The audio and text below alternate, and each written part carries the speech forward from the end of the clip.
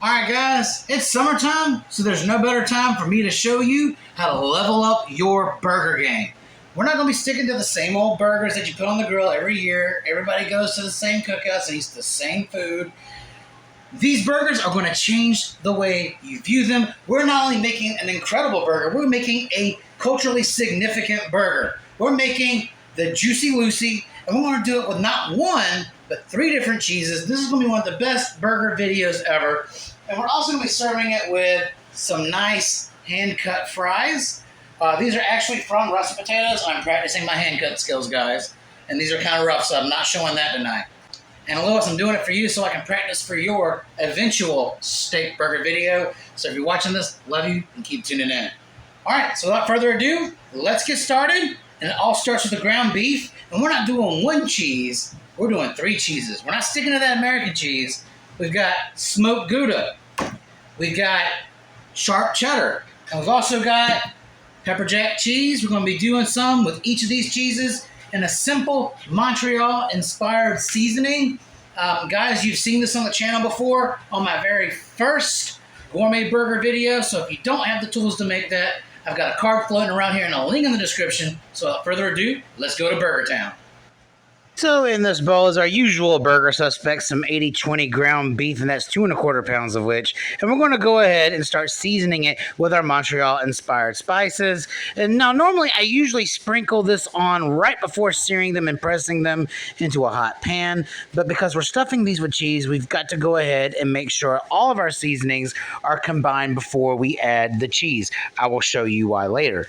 So we're going to go ahead and add this in batches, making sure everything is well combined and all this ground beef is thoroughly seasoned. And once that is done, we're going to start rolling them out into some smaller sized burger balls. Normally when I make smash patties, I like mine to be kind of a bigger meatball size, but something small like this is going to work. And the reason for that being is because we're going to need 2 thin smash patties to make 1 Juicy Lucy burger. So once you got a couple of small burger balls like this put together, we're going to go ahead and take some parchment and smash these down like paper thin. And once both of the patties are nice and thin, we're going to go ahead and start adding some cheese. The first burger is going to be using this nice sharp cheddar. And if you can see, I've cut these 8-ounce blocks of cheese into about like what's equivalent to a 1 tablespoon size of unsalted butter. If you need a reference, get out a stick of butter and cut it roughly to about 1 to 1.5 tablespoon size.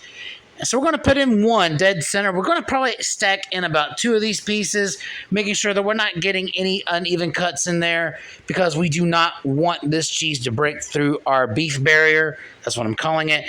So now that we've gotten the cheese laid up nice into our burger patty, the key is for a successful Juicy Lucy is to seal these corners, and the best way to do that is to start rolling this patty around, tucking in the corners, spinning it like this, patting all sides, and you get a patty that looks something like this. Now, if you start to notice that your cheese is starting to become exposed or poke through the beef, grab a pinch of that ground beef and make like a meat band-aid of sorts. That's what I'm going to call it. See, like I did right here. That's why I'm making this 1 patty at a time. So that way, if I need to pull any sort of excess beef out of the bowl to make sure that we seal our cheese in, I'm doing that now. Better safe than sorry. So we're going to continue that pattern until we have made all of our nice Juicy Lucy patties. And after all this was said and done, this provided me with 8 monster Juicy Lucy patties, 3 cheddar, 3 smoked Gouda, and 2 pepper jack cheeses. And also at this time, I have also drained and dried all my nice hand-cut potatoes. So let's go ahead and take this to the stove. Over medium-high heat, I have a pan that's been heavily greased with unsalted butter. And to it, I'm going to be adding 2 of our Juicy Lucy patties. And guys, important to note, whenever you're making these kinds of burgers, you need to have a lot of fat in the pan. Otherwise, they're going to stick to the bottom of your cooking surface. And when you go to flip these guys, it's going to rip apart and your whole cooking surface and Juicy Lucy experience will be ruined. So we're going to let these cook for 3 minutes and we're going to see if they're ready to flip. 3 minutes later, and it's the moment of truth. Let's take a look at these guys. And yes, oh my God, look at the sear on that. That is an absolutely perfect sear. So we're going to flip these guys over just like that and give them another 3 minutes. This next step is absolutely crucial. After we give these guys another flip, we're going to go ahead and turn down the heat to medium. And then we're going to go ahead and put a lid on this and let this cook just like this for 3 more minutes. The reason why this is so important is that the steam from the burgers cooking with the lid on is going to help reintroduce moisture into the burger to keep the outsides from overcooking. A common problem with Juicy Lucy's is the exterior will cook faster than the inside, and you'll have a burnt crust on the outside and pretty much a raw burger on the inside. So that's the other reason we're gently cooking the rest of the insides with a lower heat, making sure that we're thoroughly melting this cheese, and then we're going to check it for doneness in about 3 minutes. All right, the moment of truth is now upon us. Let's get the lid off of this thing and take a look.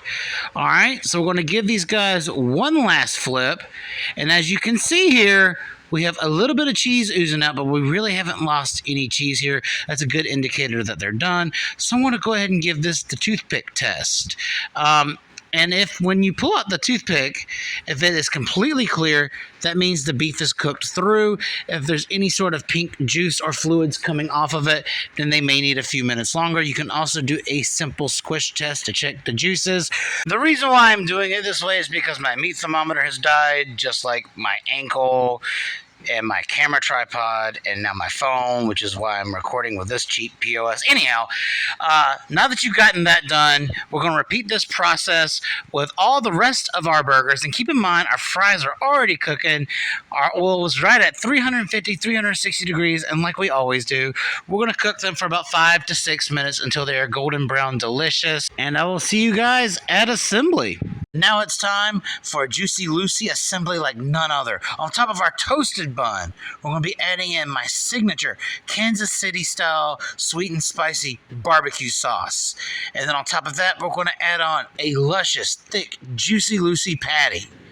And then a nice bed of homemade pickles. And guys, these are life-changing. If you did not see the video where I showed you guys how to make this, I have a card floating around here and a link in the description. Don't buy store-bought pickles. And now we put a lid on our glorious masterpiece, the Juicy Lucy burger. And this thing is a monster, and I can't wait to dig in. All right, so the burger I chose today is another one I'm excited about. This is the one with the pepper jack cheese. Now, full disclosure, I cheated earlier because I was hungry, and I tried the one with smoked Gouda. And guys, smoked Gouda is such an underdog in the cheese world, and I was completely blown away by the taste of it inside that beef patty. All right, so here's the real test. Is it juicy? Because if it ain't juicy, it ain't Lucy. So let's go ahead and tear it apart and see what we're working with here. Moment of truth, y'all. Oh my God. That is perfection. Let's take a taste.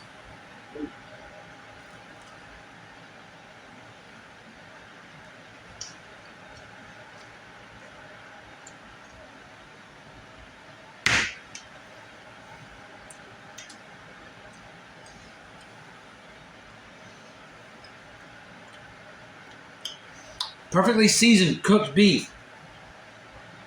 Incredible hand-cut fries. I guess these aren't so odd looking after all. And a burger that will elevate your summer game. Get out there and try this. It doesn't matter what flavor of cheese. Or if you want to go with the OG American cheese still, then do that too. The Juicy Lucy is an icon. Countrywide. And honestly, this is a leveled up Juicy Lucy. This is like Lucy's big sister. This is the Juicy Lucille, if you would.